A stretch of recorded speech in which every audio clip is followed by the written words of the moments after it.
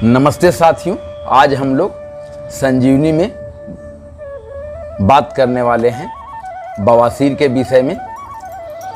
प्रायः प्रत्येक घरों में 5 सदस्यों में से एक आध 2 सदस्यों को बवासीर की समस्या है और बहुत सारे हमारे साथियों ने बवासीर पर कोई प्रमाणिक औषधि जो तात्कालिक राहत प्रदान करे और सदा के लिए बवासीर को ठीक कर सके, इस तरह की औषधि डालने की बात कही।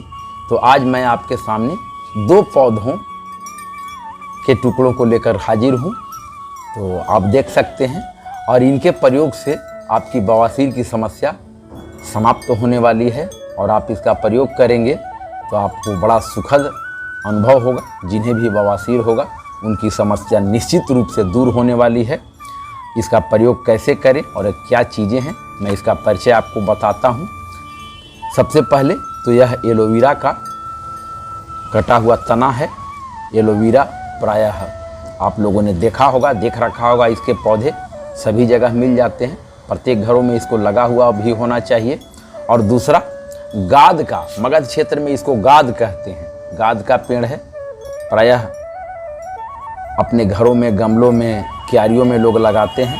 और इसके बारे में यह मशहूर है कि जहाँ लगा हुआ होता है इसके नज़दीक सांप नहीं आते हैं।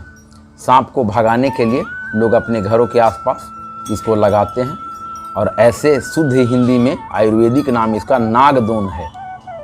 तो इन दोनों पौधों का उपयोग कैसे करना है, अगर बवासीर, किसी को बादी, खूनी, भगंदर, फिस्टुला हो, तब भी इसका प्रयोग बड़ा ही सुरक्षित और बेहतर है। सबसे पहले एलोवेरा का आप प्रयोग समझ लें। अगर साधारण रूप से बवासीर से आप परेशान हैं, बहुत ज़्यादा परेशानी नहीं है, तो यह एलोवेरा ही मात्र समस्या का समाधान कर देने में सक्षम होगा। एलोवेरा का प्रयोग किया कैसे जाए, तो सबसे पहले एलोवेरा को इस तरीके से हम काट लें। इस टुकड़े को मैंने काट लिया और काटने के बाद इसे किनारे से भी इस तरीके से काट लें, दोनों तरफ से। और किनारे से काट कर करके और इसे बीच से, अब उल्टे चाकू से, चाकू की धार के तरफ से नहीं, उल्टे चाकू के तरफ से बीच से इसको फाड़ लेंगे। बीच से फाड़ेंगे तो आप देखेंगे कि दोनों तरफ इसका बिल्कुल लिक्विड वाला पदार्थ, गुद्दा वाला पदार्थ जो है बाहर आ चुका रहेगा। और आप स्नान करने के पश्चात क्या करें कि बाथरूम में जा कर करके और उकड़ू, इस तरीके से बिल्कुल उकड़ू बैठ कर करके और अपने पैखाने के रास्ते पर, गुदे द्वार में इसे जिस तरीके से शौच होने के बाद आप पानी छूते हैं, उस प्रकार से इस मलद्वार में इस तरीके से ऐसे दबाव डाल कर करके घिसते हुए इसे लगाना है।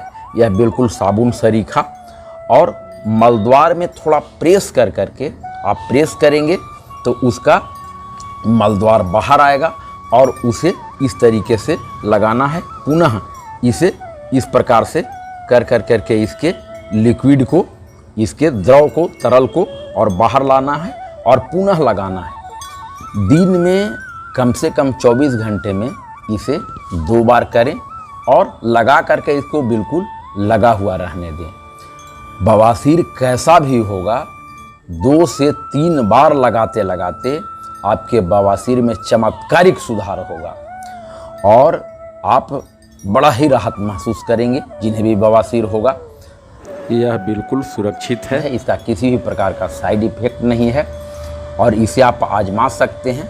आप आजमाने के बाद जब आपको फ़ायदा होगा तो सचमुच में दूसरों को भी इसके फ़ायदे को आप बता सकेंगे और निश्चित रूप से इसका फ़ायदा आपको होने वाला है।